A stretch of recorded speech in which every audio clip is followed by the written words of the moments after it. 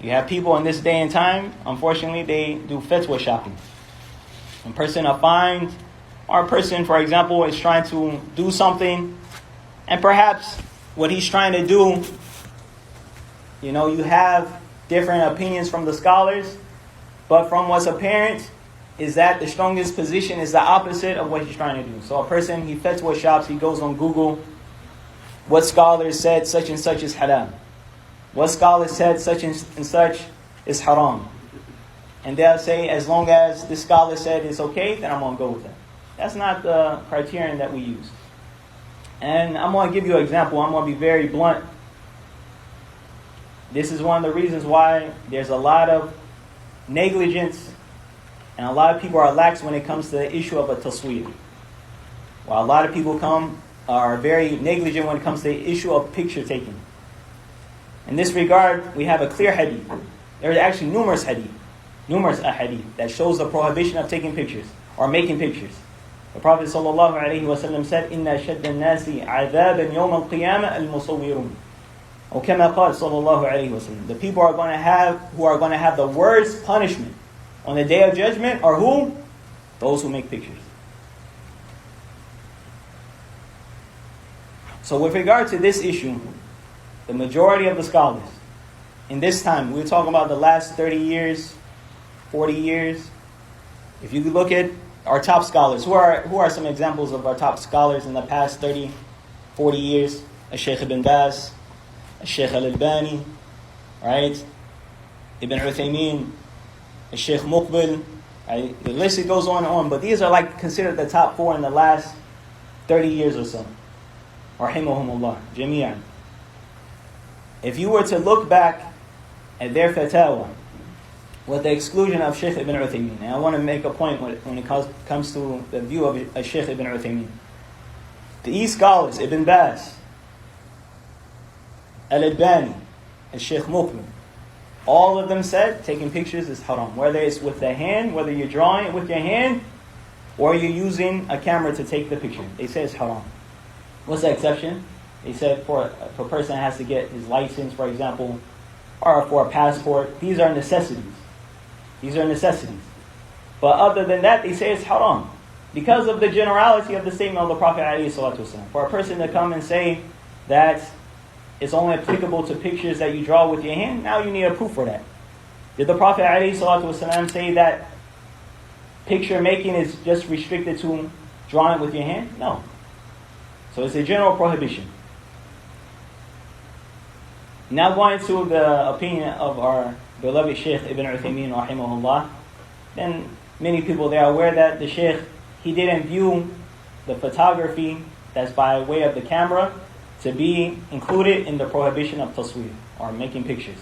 However, if you read his fatwa, there's a lot of people they run with this fatwa. If you read his fatwa from the beginning to the end, and I was just reading it right before class, the Shaykh himself, he was asked about taking pictures so that a person can use it as mementos. Something they can look at later on. They were in such and such place. For example, they went to Mecca, or they went here and there, and they want to, what's the word for it? Reminisce. Right? They want to think about it and how they felt and make them feel good and all that stuff. The Shaykh, he said that's haram. Ibn Uthaymeen, the same Shaykh that said taking pictures with a camera is not included in the prohibition, he said that's haram. To take pictures for that purpose. And if you read the end of his fatwa, this particular fatwa, he said the best thing to do, he said, even though this is my view, the best thing to do is to leave it off. Why? Because scholars have said that even the pictures by way of photography is haram. And in this regard, when it comes to doubtful matters, what is the person supposed to do? Leave it off. What did the Prophet ﷺ say? فَمَنِ اتَّقَى الشُّبُهَاتِ فَقَدْ اسْتَبْرَأَ لِدِينِهِ وَعِرْضِهِ. If a person stays away from doubtful matters, he safeguards what? His religion and his honor. What's your question? What about the ulama that they put themselves on camera? Most of them are on camera now. That's the same as the picture. So it could be said, with regard to the videos or whatever, it could be said that's the same thing. Some scholars, they say the same thing for that. Some of the ulama, however, they make an exception for that because they say the maslaha is rajiha, is a greater benefit in doing that. That's what some of the scholars say. However, nonetheless, we're just talking about regular photography. Regular photography. A person gets a camera, taking a picture. And I want to bring up another point, and that is connected to pictures itself, and selfies in particular. Right? This is not even talking about from a religious standpoint. There have been studies that have been done that connect this phenomena of people constantly taking selfies, right? They constantly take selfies. From the time they wake up, selfie.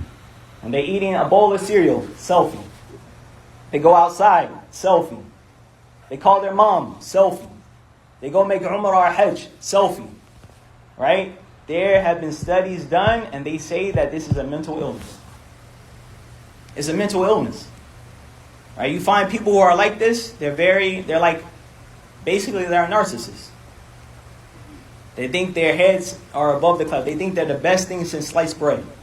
You find this. You find a lot of people, they're arrogant, they're amazed with themselves. You find it's very, very prevalent. And also they're on the flip side to that, you find people who have the opposite issue. Low self-esteem. It's a lot of youth, a lot of teens in particular. Literally, they have low self-esteem. They see, for example, we'll use the females, for example.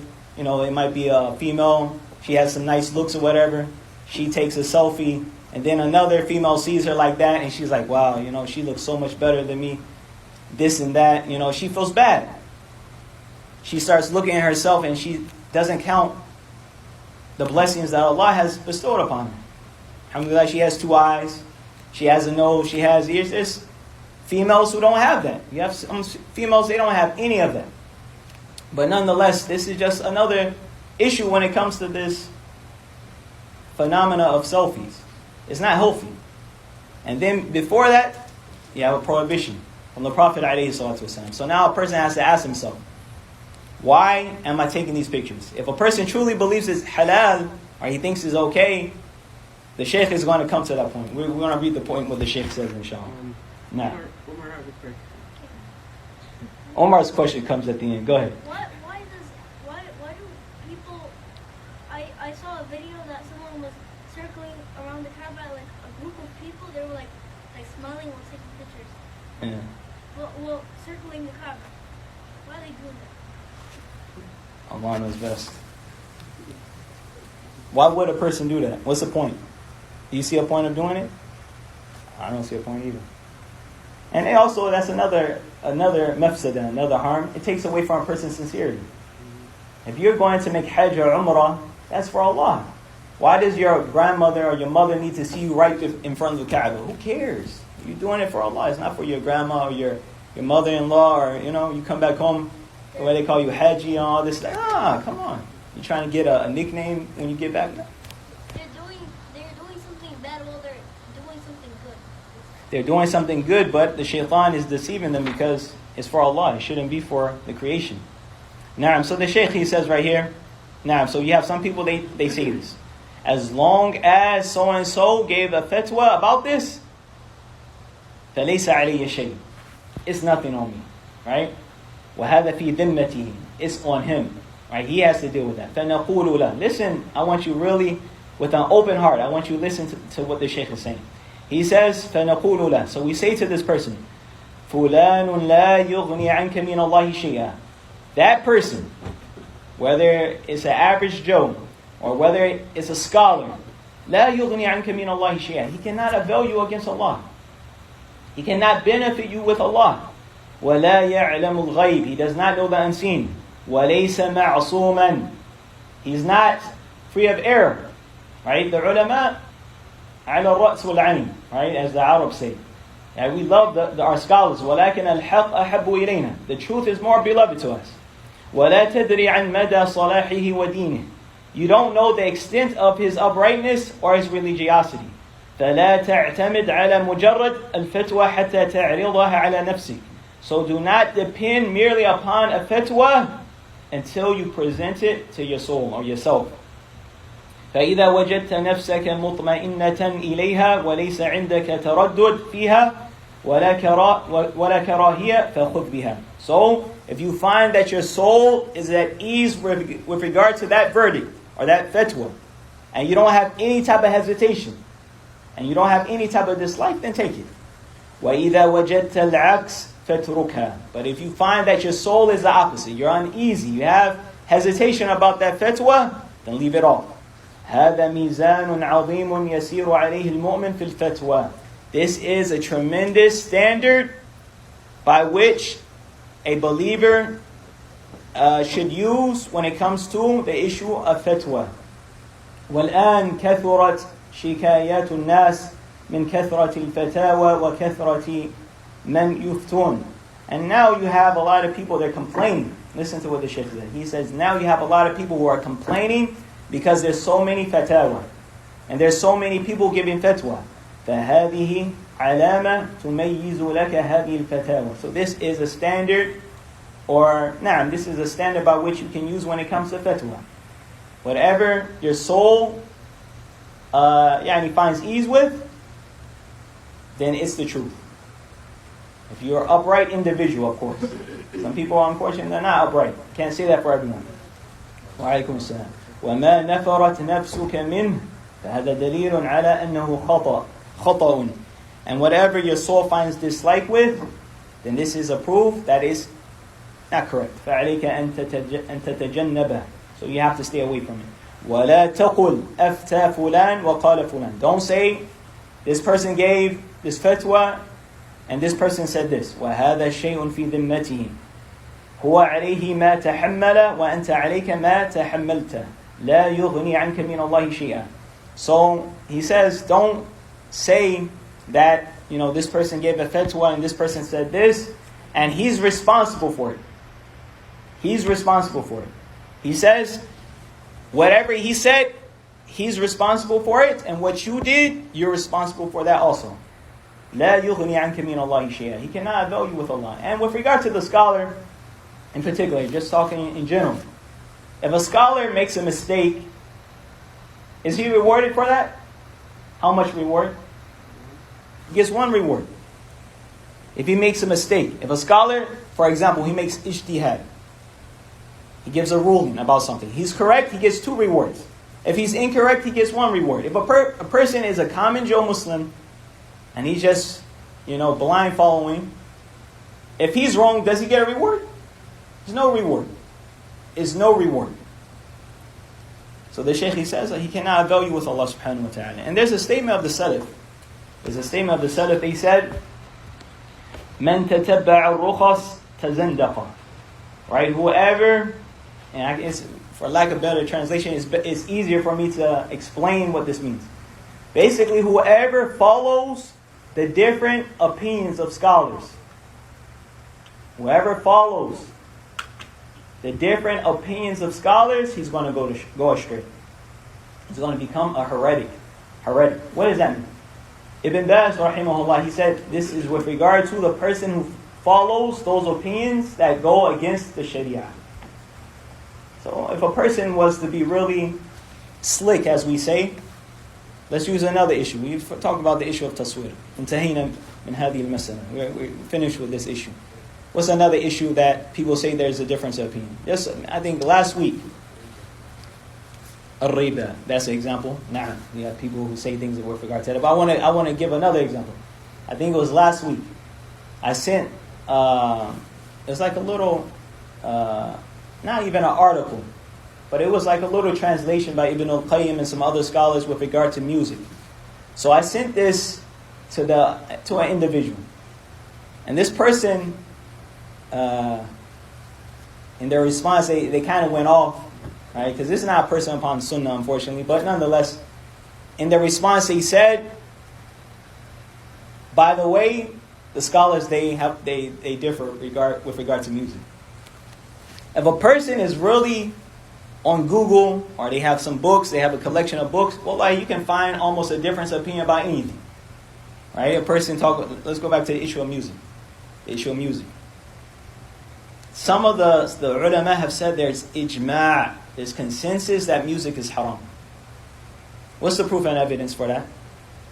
وَمِنَ النَّاسِ مَنْ يَشْتَرِي لَهْوَ الْحَدِيثِ لِيُضِلَّ عَنْ سَبِيلِ اللَّهِ بِغَيْرِ عِلْمٍ. Al-ayah.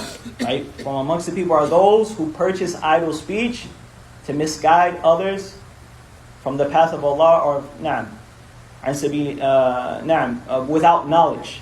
To misguide people from the path of Allah without knowledge. So, this verse, Ibn Mas'ud. Who's Ibn Mas'ud? It's a Sahabi. Do you think Ibn Mas'ud is going to speak without knowledge? Do you think Ibn Mas'ud is going to speak without knowledge? Absolutely not. He's a companion, one of the best of the companions. He's a scholar, one of the top scholars of the Sahaba. Ibn Mas'ud. He said, he swore by Allah. This verse, he swore by Allah. He said what's intended is musical instruments. Musical instruments. So now you get a person, they'll mention a verdict or a fatwa from a scholar. And it's well known, the well-known scholar who gave the fatwa that said music is halal, right? A scholar is not proof. The statements of scholars are not proof. A scholar is a human being. Sometimes he's right, sometimes he's wrong. When it comes to the A'immat al-Arba', the four Imams, Abu Hanifa, Imam Malik, Al-Shafi'i, Imam Ahmed, everyone has consensus that sometimes they're right, sometimes they're wrong. But unfortunately, in this day and time, you find some individuals that say the same thing, that a scholar is not infallible, but that act like the scholar is infallible. That make statements that show that they're extremists when it comes to that scholar and everything that he says. That's never the case. A scholar is a human being at the end of the day. Sometimes he's right, sometimes he's wrong. The statement of a scholar requires proof and evidence. The Shaykh, he says, وَقَدْ نعم, he says, وَقَدْ تُبَهْرِجُ عَلَيْهِ وَقَدْ تُبَهْرِجُ عَلَيْهِ. So this goes back to when a person is asking a scholar a question, right? He said you might give him some embellishment, right? You might make your speech seem very, beautified, or what have you. أو تقول له كلاما على خلاف الحقيقة. Or you might say something to him and it's the opposite of what the situation really is. وهو يفتيك على ما يسمع. And he gives you a verdict based upon what he hears. كما كان النبي صلى الله عليه وسلم يقضي على نحو ما يسمع. Just as the Prophet صلى الله عليه وسلم would give a verdict based upon what he heard. لأنه بشر. Because even the Prophet صلى الله عليه وسلم is a human being. So we're going to conclude with this, inshallah. The Shaykh, he kind of reiterates himself to emphasize this point. So in general, when it comes to these type of issues,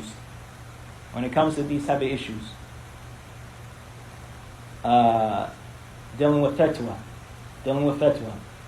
If you're an individual who fears Allah subhanahu wa ta'ala, and you hear a fatwa, for example, and it doesn't sit well with you, more than likely what? You should stay away from it. And wallahi, I don't know how many times I have read fatwa from a Shaykh ibn Baz in particular. Sometimes the Shaykh, he's asked about a particular matter, and he'll say, my view is such and such. Then he'll say, وَلَكِنَ الْأَحْوَضْ تَرْكُ خُرُوجًا مِنَ الْخِلَافِ. Wallahi, I don't know how many times I found this when I read his fatwa. He'll say, my opinion is such and such. However, the safest position is to leave it off, to stay away from the difference of opinion. That's wara'. That's when a person truly fears Allah subhanahu wa ta'ala. A person stays away from doubtful matters. Because what? He safeguards his what? His religion and his honor. Naam. So inshallah we'll suffice with this. Naam. Wa subhanaka Allahumma wa bihamdika ashhadu an la ilaha illa anta astaghfiruka wa atubu ilayk.